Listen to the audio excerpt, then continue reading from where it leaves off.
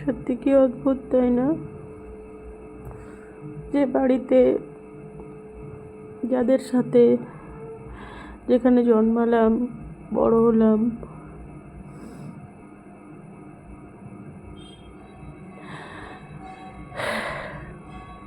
সেটা নাকি পর। অ্যাকচুয়ালি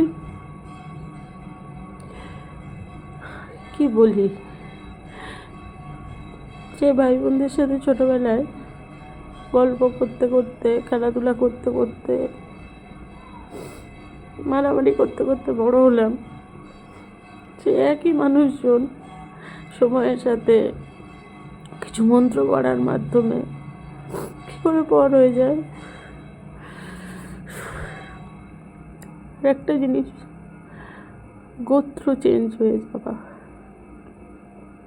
কোন ম্যাজিকে, কোন মন্ত্র পড়ে গোত্র নাকি চেঞ্জ হয়ে যায়। আসলে গোত্র কি আমি জানি না।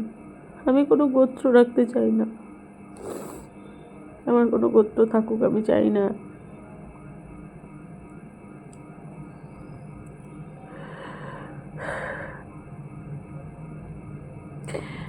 এই বিয়ে নামক জিনিসটাকে ভণ্ডামি লাগে মাঝে মাঝে। লাগে তার কারণ কিছু কিছু নিয়ম কানুনের জন্য।